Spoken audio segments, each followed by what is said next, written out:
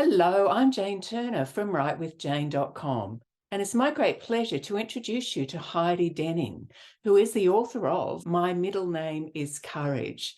And she's a keynote speaker on resilience and self-leadership, and she has an amazing story to share with us. So I'd love to hear more about the book itself and what motivated you to write it.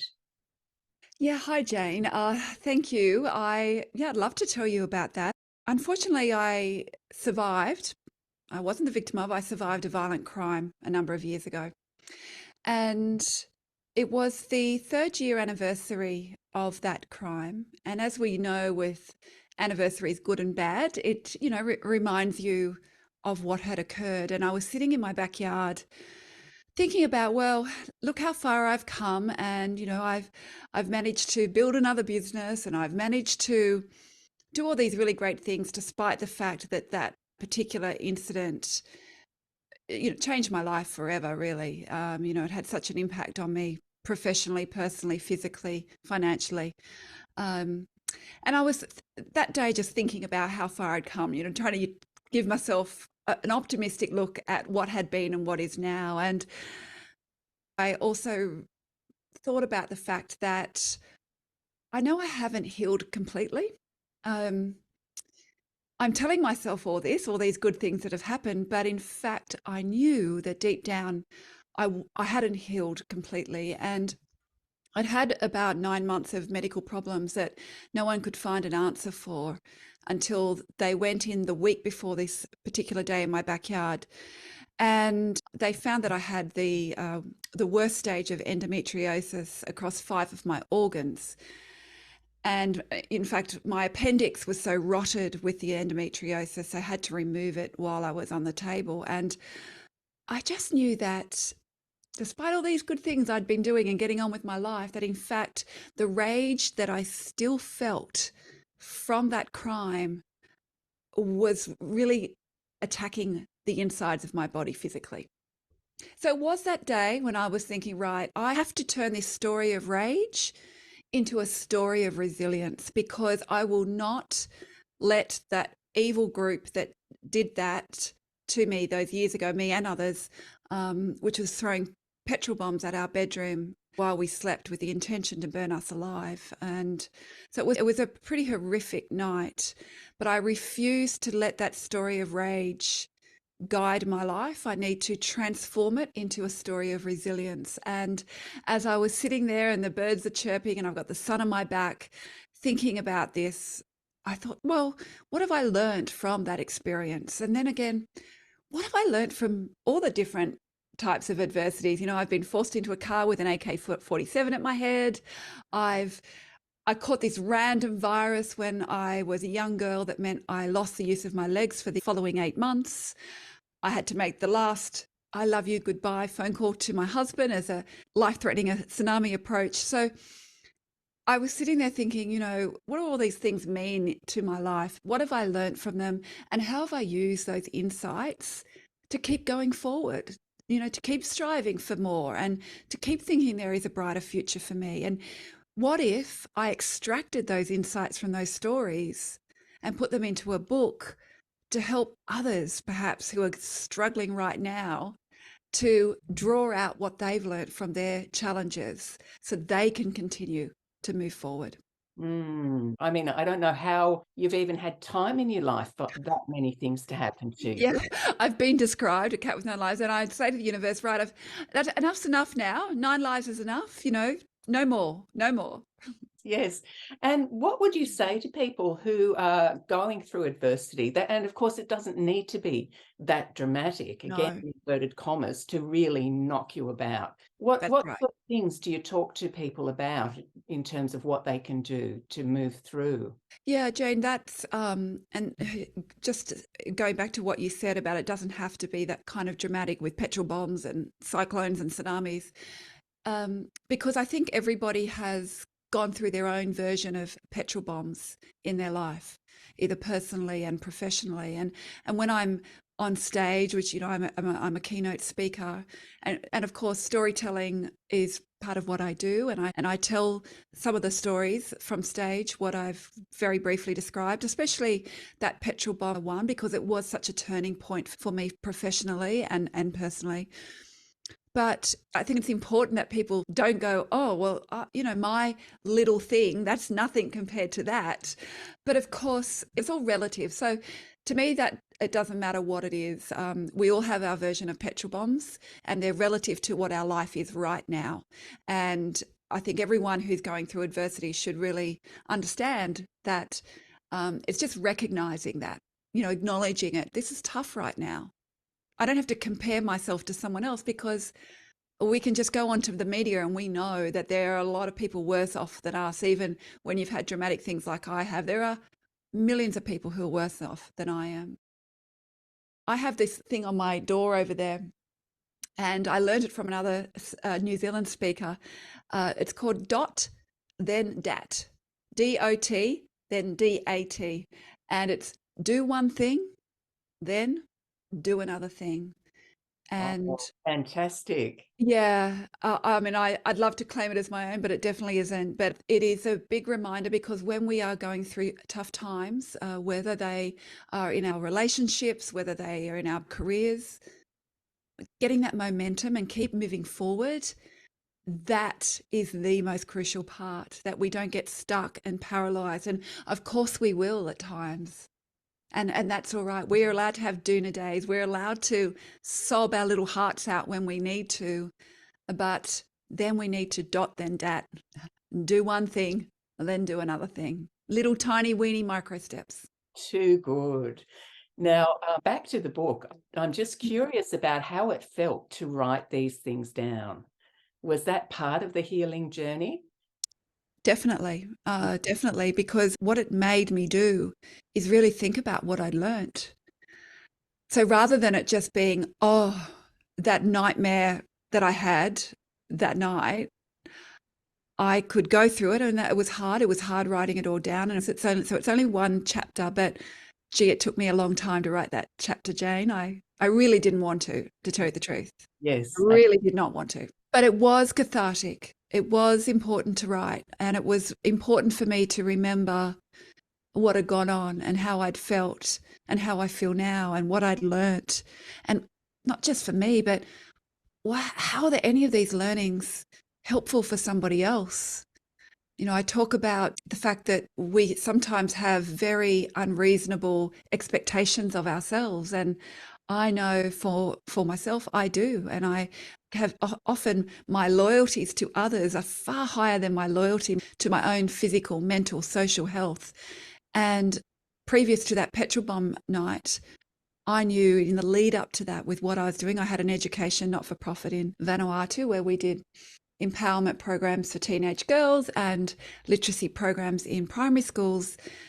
But I was compromising everything in my life for what I'd promised a community there, which had been part of my life since I was a 20-year-old, which when I first went to Vanuatu as a teacher. But, those types of things, it was like a light bulb moment of, oh, here's a good learning, Heidi Jane. You need to actually take note, not for what you've learned from this, but going forward, like what is reasonable loyalty to others when you are not being reasonable to yourself?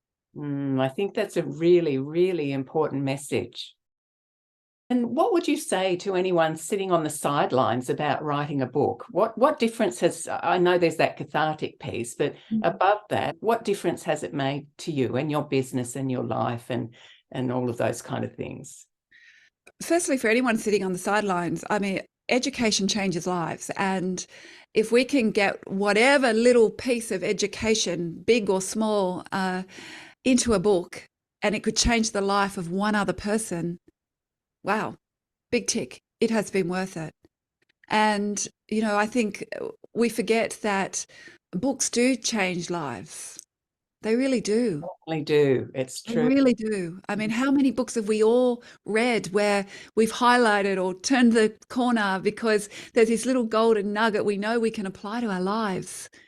And what a difference it can make if we just have that little tiny change that can go on. I mean, it can steer us in a completely different direction. And I just believe that, this is, I had a book writing coach. They had to convince me that my stories and what my insights were worthy of saying to the world. Because of course, before you've done it, you think, well, who cares what Heidi Dening says? We have that imposter syndrome of, I don't know what I've got to give to the world. Why would anyone want to read about my stories or my learnings? But of course, they do. And I, I mean, I have had the privilege of having someone come up to me the very first time I spoke on stage after writing this book. And it was the first time ever I had told the petrol bomb story on stage, because I hadn't managed ever to feel confident enough in my own emotions. Mm-hmm. But once I'd written the book and understood that the learnings that I got from that book could help a larger audience on my stages, I had the event organizer come up to me afterwards and he said, look, I've just been approached by this man, and he has told me that when he got up this morning, he knew he had two choices. One was to take his own life, or he could come to this conference because the ticket he bought. And he's just come up to tell me that your story, your insights, the model that you shared, which is something that came out of the book, has ensured that he won't have to make that decision again tomorrow morning. Oh He'll my, get up and keep going. if you never sell another book again, Yeah, you, correct. wow. I know. And I have to remember that about it, and everyone should remember. Like, I would never think that anything I had to say could impact someone like that. But when you read a message at the right time and it's a right message, what a Yes. difference it can make. Yes, exactly. Because a lot of the authors that I work with want to become professional speakers. Yes. What tips do you give to people who want to really have impact on a stage? I mean, firstly, there is the business of speaking, and then there is the presentation skills of speaking. So they are two very, very different things. And I've always been a speaker as such. I mean, I started as a high school teacher, and I can assure you that when you've got 30 hormonal teenage girls in a room and you've got to engage them, and then you've got another 30 and then another 30, you learn to stand on your feet and engage that audience pretty quickly. And I know there's no audience that'll ever be trickier than 30 teenage hormonal girls. So I've always done it. For my foundation, we did fundraisers to hopefully get resources and money to help us do our programs. That's been quite natural to me, but learning the business of speaking is a whole new ball game. And I think it's very difficult to do it by yourself. I've had amazing coaches, and even though I feel quite comfortable with my presentation skills, I still get coaches for that. But I've definitely done a lot of work with the business of speaking, and I would be more than happy if anybody who is listening would like to reach out. Please do, because I'd be more than happy to share, pending what you need, because everyone needs something a little different. Thank you. That's really generous. I appreciate that. But Jane, I know Michelle Bowden has been on your show, and she's a great place to start, by the way, for presentation I skills. So know. Yeah. definitely I would suggest her for that part of it. Thank you. And then from the point of view of writing the book, and you did mention you had a coach, and that's fantastic. In fact, my business is to be a writing coach as well. So I'm on that side of the scenario myself. But what other tips would you give people that you've learned along the way? Well, I mean, I don't think anyone should try and do it by themselves. It's a huge task. It takes a massive amount of commitment and motivation and sacrifice to write a book. And unless you are born an author, which I don't know. I mean, I never thought I would write a book ever. I know my English teacher would be like, she saw my name on a book, she'd be like, there is no way that girl could write a book. That must be same but different name person. So I think for sure to get some help. Now that might just be a friend who you decide to do it with, and you've got an accountability WhatsApp group together. But having someone to be accountable, I think, is very, very important. I'm a lover of travel, so I combined my book writing with a book writing retreat, and I went to Stradbroke Island, and there was no distractions. There was someone there cooking meals. At breakfast, we had to put on the whiteboard and say out loud to the group how many words we were going to write, or which story we were going to tell, or what it was going to be. And at lunchtime, then we're asked, did you get that? And you got a tick. And that works very, very well for me, because if it's written down as something I'm going to do, I want to tick it off, definitely. And I was able to get the 25,000 base words out in that week. Of course, there's lots of things that go on after that, but to me, that's very important, that accountability. And I think for all of us, because otherwise a book will it'll sit there and it'll fester and it'll annoy you and it'll make you feel hopeless because you haven't done it or finished it, and all of those things, which are not great emotions to have. Exactly. And even when you're not writing it, it's still taking up space in your head. Oh, absolutely. On that travel point, I thought you were going to say something that I always say to people, is that if I'm flying somewhere, if it's 5 hours to Perth, or if it's, when I went over to Spain, I always have some writing to do, because boy, does that trip go fast. Yes. You're sort of killing two birds with the one stone. You're a captive audience there. If you've got a laptop, there's only so many movies you want to watch, but boy, you can nut out some words. And the thing about it too is that they don't have to be great words. If you break the back of getting the ideas out of your head and onto the page, then either you can spend time wordsmithing it, making it read well and flow, or there are editors, for goodness sake, people. Yes. You don't have to. If it's only one book you're thinking to write, and if you don't want to hone your craft of writing, then as you said, for goodness sake, get help and get that book out into the world. Because look, honestly, it's still resonating with me what the conference organizer told you about that fellow. Look, you never know. You don't know the ripple effect beyond that point either, Heidi, do you? How many other people's lives? No. Even last week, I had an email from someone who said that, thank me for the book. I didn't know she'd bought it, and I didn't know who she was, but she's emailed me. You've given me the courage to change my job, which I haven't done, and it was a toxic work culture. And now I have some tools and belief in myself that I can actually go out there and make change to my life. And I mean, when you get these into your inbox, like oh wow, like it's an incredible feeling, and to be able to impact somebody else. I mean, what a honor to be able to do that. It absolutely is. And Heidi, what's the rest of the year looking like for you? Do you have lots of conferences you're speaking at? Well, yes, in only 20 more sleeps, I am getting on a long plane, and you just thought, oh gosh, should my next book start on this next plane trip? I'm off to Nashville, Tennessee, and I'm speaking at a very big conference. There'll be 8,000 to 10,000 people in the audience, and they are the world's leading life insurance and financial professionals. So it's a very exciting trip for me coming up, and yeah, super excited about that one. Fantastic. Congratulations. I should say, Jane, this particular keynote has been created from what I created in the book. And so by doing the book, I created a model in the book, which has evolved quite a bit. And I'm like, oh, I really want to go back and redo that chapter before I re-release. But it was the starting point. And again, as you said, perfection is a fairy tale.